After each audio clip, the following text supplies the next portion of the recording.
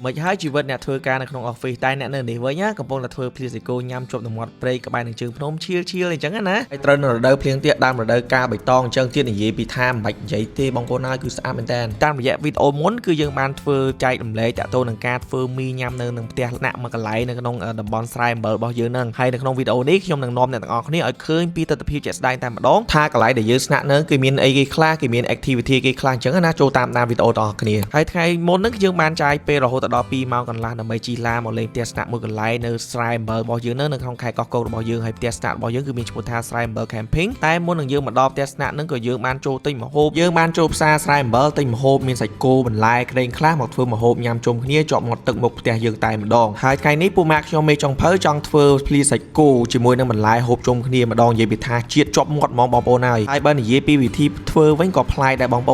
អូនអាចសាកធ្វើតាមបានដូចអ្នកនរគ្នាបានឃើញអញ្ចឹងណាថាយើងយកសាច់គោរបស់យើងយកមកលាងហើយយើងតបពីយើងលាងឲ្យស្អាតហើយយើងអាចយកមកចៀនវាឲ្យល្មមប្រហែលជា30ទៅ40%ហើយយើងទុកវាមួយឡែកបន្តមកទៀតយើងចាប់ផ្ដើមលាងបន្លែមានជីគ្រប់មុខសណ្តែកបណ្ដោះហើយខ្ញុំនឹងជួយច្របាច់ក្រូចឆ្មាងទៅបកខ្ទឹមបេះម្ទេសហើយពូម៉ាក់ខ្ញុំចាប់ផ្ដើមហាន់សាច់គោជាដុំបន្តមកទៀតយើងចាប់ផ្ដើមភ្លាវៃគ្រឿងទេសជាមួយនឹងស្ករប៊ីចេងម្សៅស៊ុបទឹកត្រីរួចជាការស្រេចហើយយើងក៏កូរច្របល់ចូលគ្នាទៅអូយគាត់នឹកឃើញដល់រសជាតិដែរស្រក់ទឹកមាត់តែម្ដងបងប្អូនហើយត្រូវនឹងបរិយាកាសថ្ងៃរៀបលេខគ្នា2-3នាក់មានព្រីសាច់គោធ្វើផ្ទាល់ដៃអង្គុយស្ដាប់សំឡេងសត្វស្លាបយំឆ្លងឆ្លើយគ្នាទៀតនិយាយពីថាมันបាច់ថ្លៃទេបងប្អូនហើយយើងមិនភ្លេចដែរជាមួយនឹង Gensberg Gold ត្រជាក់របស់យើងណារសជាតិស្រាលស្រទន់ស្រួលលេបដឹងតែអែមហ្មង Gensberg Gold ឆ្ងាញ់លើសពីស្រាបៀរធម្មតាហើយយើងក៏សូមអបអរសាទរ Gensberg Beer រសជាតិលំដាប់ពិភពលោកឈ្នះមេដាយកម្រិតពិភពលោកឆ្នាំ2021ពី Monk Selection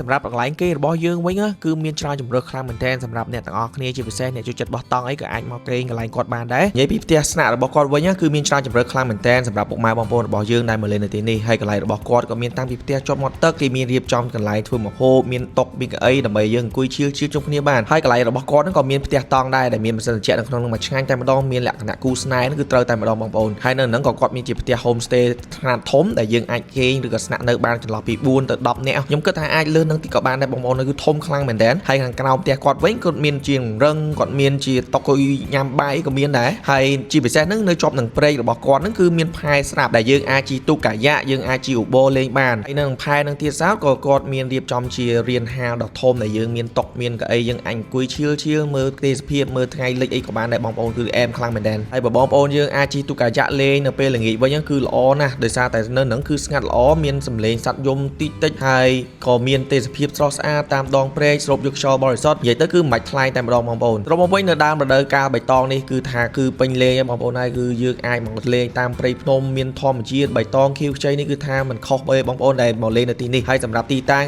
ព័ត៌មានលម្អិតអីចាំខ្ញុំទម្លាក់ជូននៅក្នុង comment ខាងក្រោមនេះគ្នាហើយជាចុងក្រោយគឺយើងសូមអរគុណដល់ពុកម៉ែបងប្អូនទាំងអស់គ្នាដែលបានតាមដានហើយវីដេអូរបស់ពួកយើងគឺមានតែប៉ុណ្្នឹងទេជួបគ្នានៅវីដេអូក្រោយៗទៀតបាយបាយ